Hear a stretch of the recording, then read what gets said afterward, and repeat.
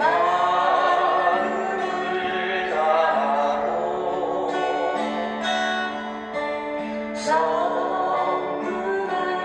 다하고 힘을 다하여서 여호와를 사랑하라. 예레미야 25장 12절부터 38절까지 한 목소리로 봉독하겠습니다. 여호와의 말씀이니라. 70년이 끝나면 내가 바벨론의 왕과 그의 나라와 갈대인의 땅을 그 죄악으로 말미암아 벌하여 영원히 폐허가 되게 하되, 내가 그 땅을 향하여 선언한 바 곧 에레미야가 모든 민족을 향하여 예언하고 이 책에 기록한 나의 모든 말을 그 땅에 임하게 하리라. 그리하여 여러 민족과 큰 왕들이 그들로 자기들을 섬기게 할 것이라. 나는 그들의 행위와 그들의 손이 행한 대로 갚으리라. 이스라엘 하나님 여호와께서 이같이 내게 이르시되, 너는 내 손에서 이 진노의 술잔을 받아가지고 내가 너를 보내는 바 그 모든 나라로 하여금 마시게 하라.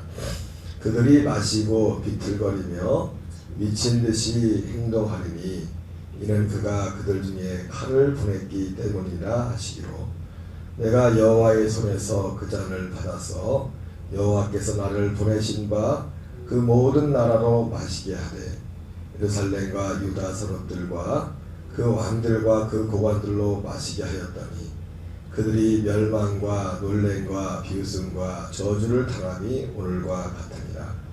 또 애굽의 왕 바로와 그의 신하들과 그의 고관들과 그의 모든 백성과 모든 섞여 사는 민족들과 우스 땅의 모든 왕과 블레셋 사람의 땅 모든 왕과 아스글론과 가사와 에그론과 아스도드의 나머지 사람들과 에돔과 모압과 암몬 자손과 두로의 모든 왕과 시돈의 모든 왕과 바다 건너쪽 섬의 왕들과 드단과 대마와 부스와 살적을 깎은 모든 자와 아라비아의 모든 왕과 광야에서 섞여 사는 민족들의 모든 왕과 시므리의 모든 왕과 엘람의 모든 왕과 메대의 모든 왕과 북쪽 원근의 모든 왕과 짐에 있는 세상의 모든 나라로 마시게 하니라.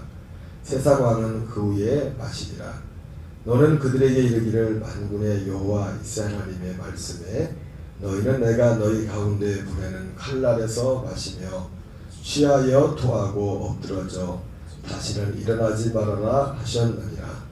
그들이 만일 내 손에서 잔을 받아 마시기를 거절하거든 너는 그들에게 이르기를, 만군의 여호와께서 말씀하시기를 너희가 반드시 마셔야 하리라. 보라, 내가 내 이름으로 일컬음을 받는 성에서부터 재앙 내리기를 시작하였은즉 너희가 어찌 능히 형벌을 면할 수 있느냐. 면하지 못하리니 이는 내가 칼을 불러 세상의 모든 주민을 칠 것임이라 하셨다라. 만군의 여호와의 말씀이니라. 그러므로 너는 그들에게 이 모든 말로 예언하여 이르기를, 여호와께서 높은 데서 부여하시고 그의 거룩한 저소에서 소리를 내시며 그의 초당을 향하여 크게 부르시고 세상 모든 주민에 대하여 보도받는 자같이 흥겹게 노래하시리라. 요란한 소리가 땅끝까지 이름은 여호와께서 온 민족과 다투시며 모든 육체를 심판하시며 악인을 칼에 내어주셨습니다. 여호와의 말씀이니라. 만군의 여호와께서 이와 같이 말씀하시니라. 보라, 재앙이 나서 나라에서 나라에 미칠 것이며 큰 바람이 땅 끝에서 일어날 것이라. 그날에 여호와에게 죽임을 당한 자가 땅 이 끝에서 땅 저 끝에 미칠 것이라. 그들을 위하여 애곡하는 자도 없고 시신을 거두어 주는 자도 없고 매장하여 주는 자도 없으리니 그들은 지면에서 분토가 되리로다.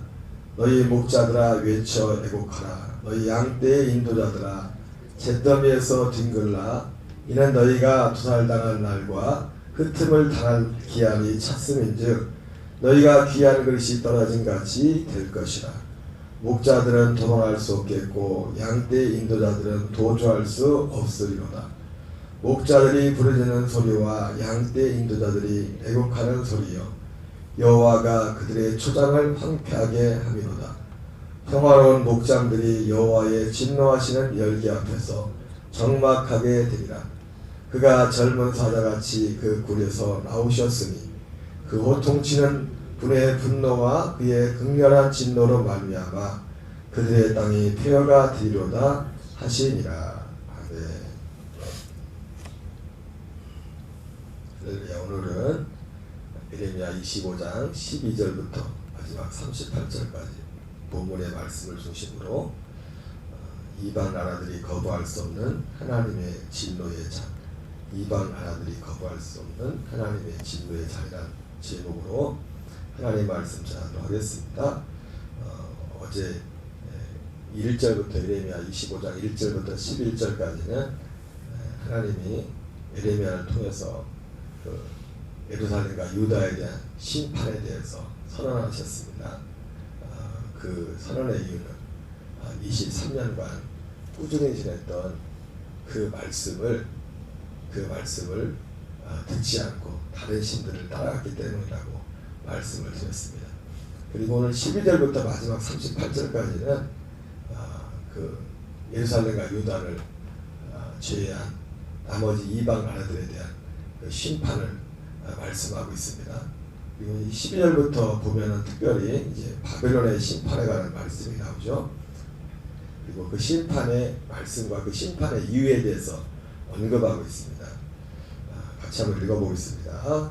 여호와의 말씀이니라 70년이 끝나면 내가 바벨론의 왕과 그의 나라와 갈대아인의 땅을 그 죄악으로 말미암아 벌하여 영원히 폐허가 되게 하되 내가 그 땅을 향하여 선언한 바 곧 예레미야가 모든 민족을 향하여 예언하고 이 책에 기록한 나의 모든 말을 그 땅에 임하게 하리라. 그리하여 여러 민족과 큰 왕들이 그들로 자기들을 섬기게 할 것이라. 나는 그들의 행위와 그들의 손이 행한 대로 갚으리라. 12절부터 14절까지 바벨론 70년 동안 예루살렘과 유다를 지배했던 바벨론에 대한 심판을 선언하시며 예언하시면서 그들이 예루살렘과 유다에 행한 그 악행을 그대로 갚아줄 것이라고 말씀하시면서 여기서 말씀이 끝나는 것이 아니라 이제 15절에 이스라엘 하나님 여호와께서 이같이 되게 이르시되 너는 내 손에서 이 진노의 술잔을 받아가지고 내가 너를 보내는 바 그 모든 나라로 하여금 마시게 하라. 진노의 술잔을 마시게 하라. 이렇게 말하면서 이 성경에 나오는 특별히 이스라엘 중심으로 여기 나오는 많은 나라 이름이 나오는데 우리가 알고 있는 뭐 전 세계 이름이 나오는 게 아니죠. 보통 여기 나오는 나라들은 이스라엘을 중심으로 남쪽으로 애굽, 그리고 북쪽으로, 동쪽으로 우리가 나오는 그런 주로 그 나라들이 나옵니다. 그 대부분 그 나라들은 이스라엘과 적대적인 관계들이 많이 있었죠. 물론 이스라엘이 힘이 있을 때는 이스라엘 앞에 굴복했지만은 힘이 없을 때는 이스라엘을 공격하는 적들이었습니다. 그래서 오늘 이 심판을 모든 나라에게 이 심판을 진노의 잔을 술잔을 마시도록 그래서 뒤에 보면 이 술잔은 그들이 거부할지라도 내가 반드시 그들에게 진노의 심판에 이 술잔을 마시게 할 거다 말씀하시면서 그 후반부에는 그 진노의 잔을 마시게 된 그 하나님의 심판이 임하게 된 어떤 결과들에 대한 그 처참함에 대한 그런 모습들을 묘사하고 있습니다. 그래서 이렇게 전체적으로 오늘 이 내용을 볼 때 오늘 이방 나라들이 하나님 앞에 심판을 받는 이유가 바로 이스라엘에게 적대적이고 예루살렘 특별히 오늘 직접적으로 바벨론 같은 경우는 하나님의 백성을 고통스럽게 했던 그들이 행했던 모든 그대로 갚아주실 거라 말씀하심을 통해서 그들이 이스라엘과 예루살렘에게 적대적이었던 그 이유로 인해서 하나님의 심판하는 같은 그런 내용으로 묘사되어 있습니다. 그런데 우리가 여기서 놓치지 말아야 될 것은 중요한 것은 여러분 오늘 제목처럼 이방 나라들이 거부할 수 없는 하나님의 진노의 자리라고 했죠.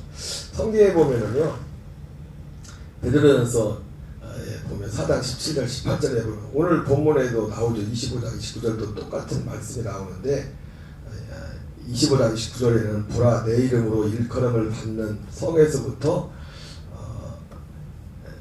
재앙이 내게 시작하였습니다. 하나님의 이 진노가 오늘 예레미야 25장도 보면 오늘 25장에 나오지 않습니까? 먼저 예루살렘과 유다에 대해 심판하고 그 다음에 이제 이방 나라들을 심판하는 거예요. 심판하는데 이것이 베드로전서 4장 17절 18절에서는 비슷한 말씀이 나옵니다. 여기서는 예레미야에서는 내 이름으로 일컬음을 받는 성이라고 성에서부터 하나님의 심판이 시작된다고 이렇게 말씀하고 있고, 그러니까 우리가 생각하는 것처럼 하나님의 심판이 세상에부터 심판을 하는 게 아니라 하나님의 주님의 이름으로 일컬음을 받는 그 성에서부터 하나님의 심판이 시작된다고 말합니다. 그리고 베드로전서 4장 17절 18절도 하나님의 집에서 심판을 시작할 때가 되었나니 만일 우리에게 먼저 하면 하나님의 복음을 순종하지 않은 자들의 그 마지막은 어떠하며 또 의인이 겨우 구원을 받으면 경건하지 않은 자와 죄인들은 어디서리요 이렇게 말씀하고 있습니다. 그래서 이 말씀의 의미도 어떻습니까? 그러니까 오늘 예루살렘 유다도 심판을 받았지만 예루살렘 유다가 피하지 못한 그 심판을 이방 나라들은 피할 수 없다는 겁니다. 그리고 또 한 걸음 더 나가서 오늘 이 내용 가운데서는 이들이 심판을 받은 것이 특히 바벨론 같은 경우는 70년 동안 하나님의 백성을 어쨌든 괴롭게 했지 않습니까? 힘들게 했지 않습니까? 그런 것으로 해서 심판을 당하는 것 같지만 사실은 가장 중요한 것은 결국은 뭐냐면 이런 마지막 결국 심판의 기준은 오늘 베드로전서에서도 그렇게 말하지만은 복음입니다. 그리고 예루살렘과 유다를 그러니까 어떻게 보면 이방 나라는요. 이방은 제가 가끔 그런 표현하지 않습니까? 죄송한 말씀이냐 하나님 편에서 볼 때는 아직 교회 밖에 있는 분들이 된 그러니까 사도 바울도 그랬잖아요. 사도 바울이 이걸 오해하면 안 되겠지만은 바울이 자기가 사도된 것은 택하신 자들의 믿음과 택하신 자들의 세임을 받았다고 했지 않습니까? 하나님의 관심은 택하신 자들에게 있다고. 물론 이 택하심은 택하심에 관한 하나님의 이 뜻은 모든 사람에게 다 사실은 다 해당되는 겁니다. 그래서 하나님이 모든 사람들에게 자비를 베푸시는 그 이유 은혜를 우리가 의인이든 악인이든 예수님이 로마서 마태복음 5장에 보면은 해와 비를 주신다고 했지 않습니까? 똑같이 은혜를 주신다고. 그 은혜를 그렇게 주시는 이유는 그 은혜는 뭡니까? 일반적인 우리 육신 가운데 주는 은혜죠. 우리 인생으로 살아가는데 인생의 은혜를 베푸시는 이유는 뭐냐면 그 인생의 은혜 이전에 하나님이 모든 사람들을 향한 하나님의 진짜 은혜, 먼저 있었던 은혜, 창세전에 우리를 향하여 계획하신 그 은혜 때문에 하나님이 이 땅에 육신이 있는 동안에 심지어 아직 믿지 않은 모든 사람들에게조차도 하나님 우리가 생각하는 그런 일반적인 은혜를 베푸시는 겁니다. 베푸시는 겁니다.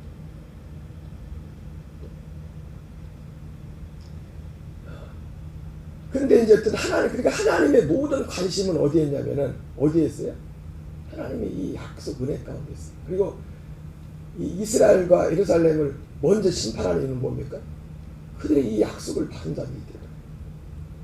그러니까 우리가 가끔 그런 말 하잖아요. 뭐 오늘날 교회들이 많은 지탄을 받고 있지만 그 의미를 얼마나 알고 말씀하는지 모르지만 그래서 교회가 세상의 소망이다. 교회가 세상의 소망이다. 이런 말을 합니다. 교회가 세상의 소망이라는 이유를 할 수 있는 이유는 딱 한 가지예요. 그래도 하나님은 교회가 성경을 가지고 있잖아요. 교회, 그렇죠? 그리고 성경에만 우리가 잘 아는 디모데 후서 3장 15절 말씀처럼 성경에만 그리스도 예수 안에 있는 믿음으로 말미암아 구원에 이르는 지혜가 있다고 하지 않습니까? 다시 말하면 그리스도 예수 안에 있는 믿음 안에 구원에 이르는 지혜는 뭡니까? 예. 창세전에 영원전에 하나님이 기획하셨던 그 약속이란 말입니다. 약속. 그 약속이 교회에게, 물론 이것이 교회에게조차도 그러니까 하나님의 모든 심판의 기준이 그러니까 오늘 우리가 그런 질문을 해보죠. 만약에 이 바벨론을 포함해서 이 주변 국가들이 이스라엘을 건드리지 않고 이스라엘을 그냥 친하게 지내고 아무 일이 없었으면 이들이 심판이 없을까요? 아니에요. 결국 마지막 하나님의 심판은요, 이 약속 안에 오지 않으면, 이 약속이 성취되지 않으면, 이게 모든 기준은 뭐냐면 결국 마지막 기준은 하나님의 이 약속이 기준이라고요. 이 약속을 믿고 그 약속 안에 살느냐 살지 않느냐. 그래서 하나님의 집에서부터 심판한 거 보니까 다른 데를 볼 것도 없어요. 교회 밖에는. 왜? 약속이 없기 때문에. 이 약속을 모르기 때문에. 제가 가끔 그런 표현하지 않습니까? 제가 하나님 앞에서 내가 인간됨과 사람됨으로 보면 저도 여러분이나 저나 내가 자랑할 게 내세울 게 뭐 어디가 있습니까? 인간적인 허물과 약점도 있고, 그러나 그럼에도 불구하고 내가 하나님 앞에서 내가 담대할 수 있는 건 뭐냐면 하나님이 나에게 준 이 약속 때문에. 결국 나의 나된, 그 사도 바울이 나의 나되는 것은 하나님의 은혜로 된 것이니 내게 주신 그 은혜가 헛되지 않아요. 내가 모든 사도보다 더 많이 수고하였으나, 바울이 그렇게 말했는데, 바울의 자기 자신 되는 그 하나님의 은혜, 그 하나님의 은혜가 결국 뭡니까? 그 약속이죠. 그리스도 예수 안에, 주일날 말했지만 은혜의 핵심이 뭐예요? 그리스도 예수 안에는 믿음으로 말미암아 구원에 이르는 그 지혜, 그 지혜의 핵심이 뭡니까? 창세전에 그리스도께서 예정하신 그 약속, 우리를 그 아들의 형상을 본받는 자로 세우시는 그 약속이 은혜의 핵심이고, 그것이 우리의 일, 그리고 이것이 결국은 이것이 최종 심판의 기준이에요. 그러니까 바벨론뿐만 아니라 지금 예루살렘과 유다가 심판받지 않습니까? 그들이 결국 마지막, 제가 중간 이런 과정들은 생략했다고 했어요. 그 과정을 다 거쳐야 됩니다. 이런 마틴 루터도, 요한 웨슬레 목사님도 단어 표현은 다르지만 한 사람이 어떤 믿음으로, 우리가 뭐 개신교는 칭이라고 하지만 의롭게 된다고 할 때 그냥 의롭게 되는 게 아니지 않습니까? 그 전 단계가 있잖아요. 전 단계가. 마틴 루터는 율법적인 회개예요. 율법적인 회개가 뭡니까? 전도서 1장, 전도서 마지막 결론, 일의 결국을 다 들었으니 하나님을 경외하고 그의 명령을 지킬지어다 말했던 것처럼 그 상태에 서게 되는 그 사람 마음이 어느 날 갑자기 그 상태에 서는 겁니다. 돌아서는 거예요. 하나님께. 요한 웨슬레 목사님 이것을 확신시키는 은혜라고. 확신시키는 은혜.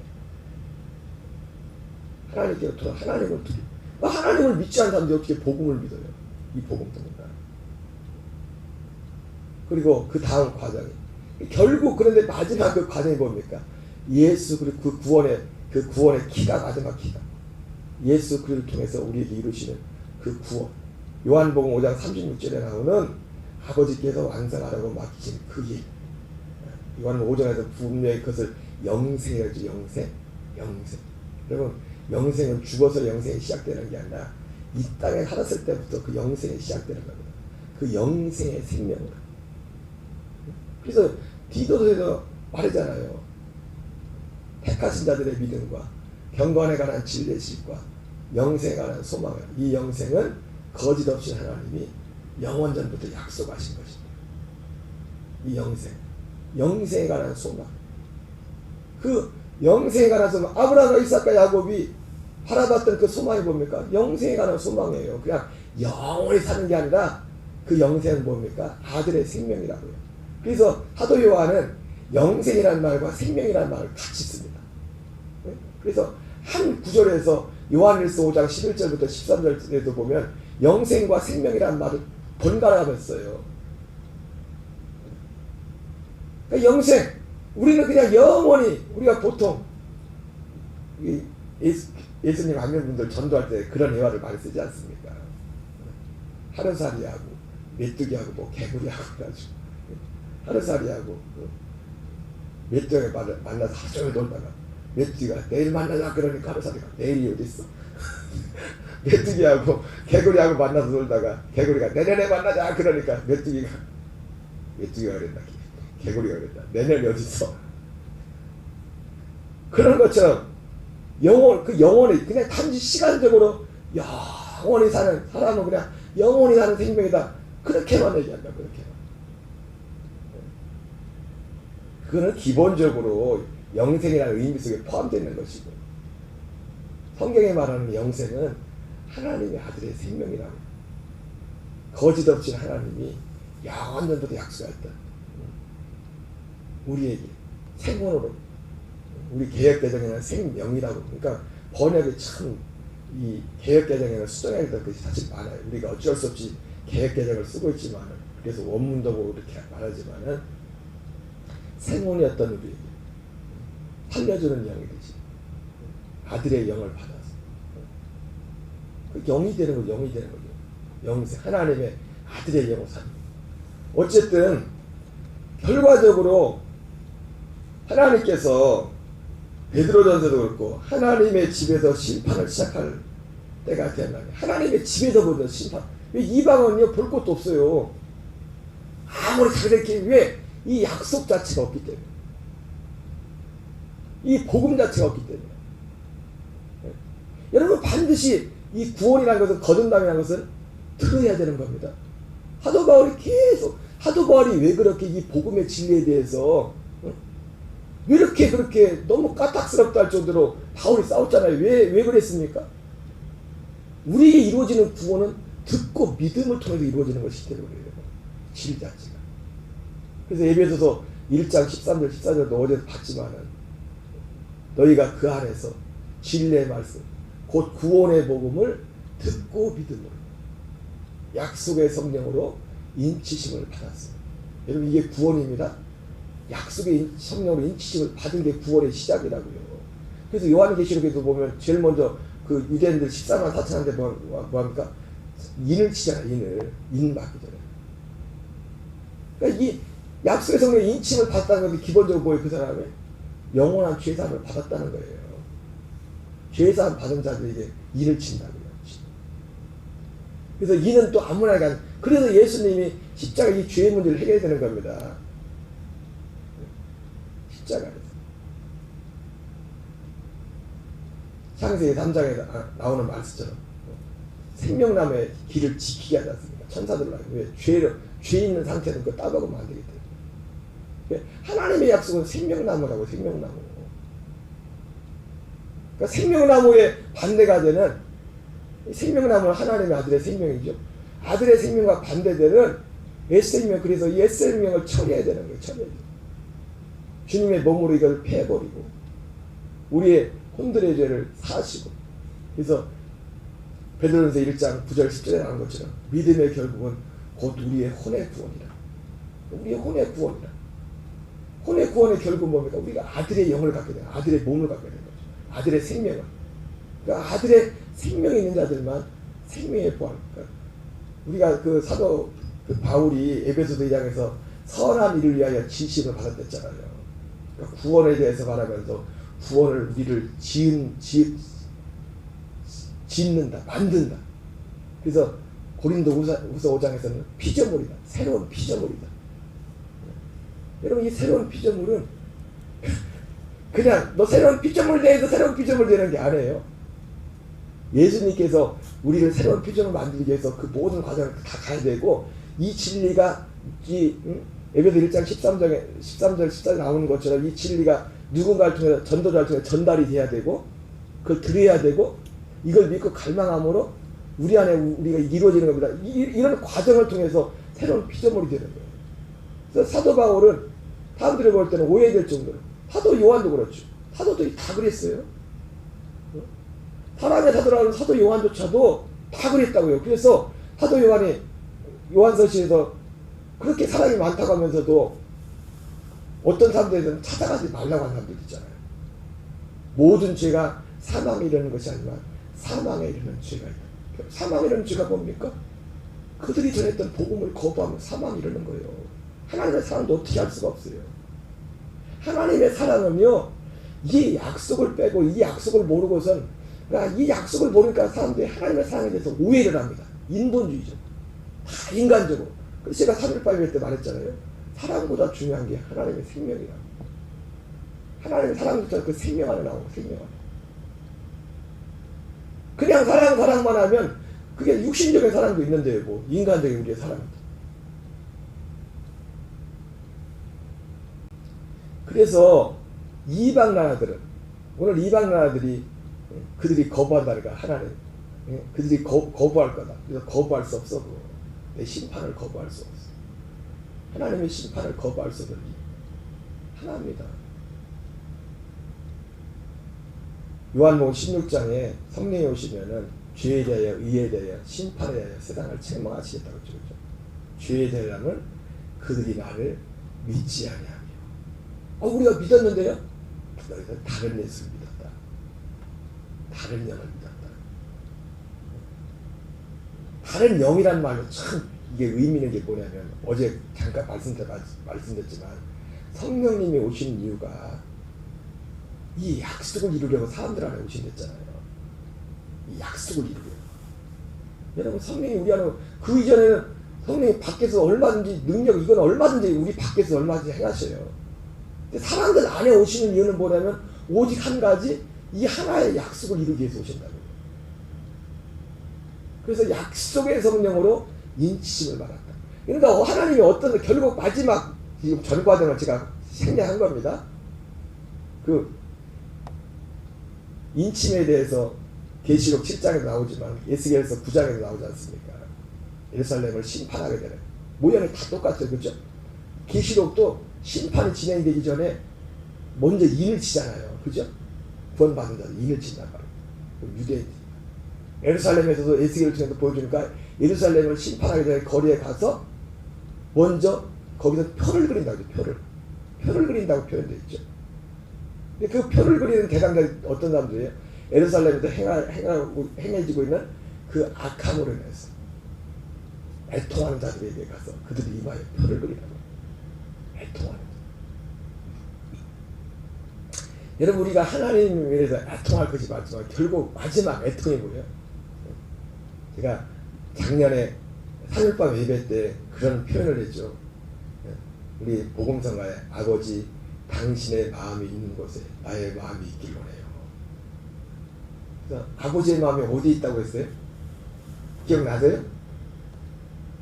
기억 안 나? 그러니까 아버지의 마음은 오직 아들에게밖에 없어요.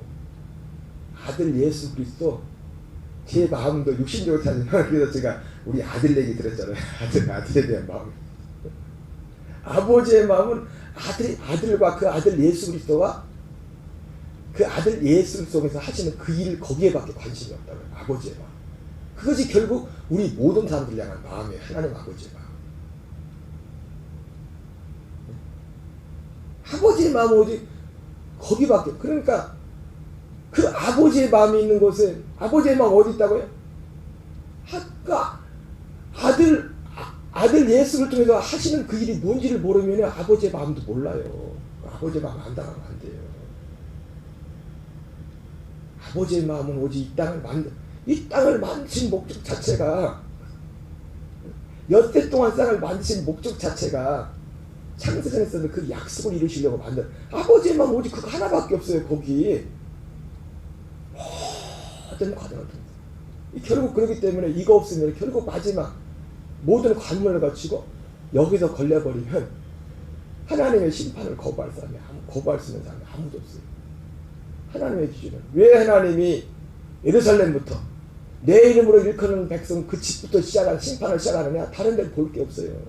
이 약속 자체가 없기 때문에. 그래서 우리가 복음을 전해야 되는 거예요. 이방 사람들한테. 그런데도 하나님의 교회에서부터 심판을 시작하는 일은 뭡니까? 하나님의 집에서 주의 이름을 부르는 사람들조차도 이 약속과 무관한 사람들이 많기 때문에 하나님의 집에서부터 심판을 시작합니다. 그래서 오늘 그러잖아요.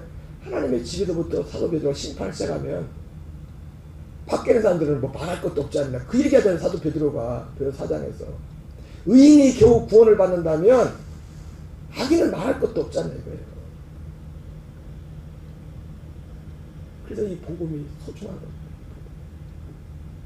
오늘 이 한날도 이 은혜 가운데서 그리고 이 은혜 가운데 담대하고 오늘도 하루도 이 복음 안에 겸손히 주님의 길을 따라가는 저와 여러분 되시기를 주의 이름으로 축원합니다. 우리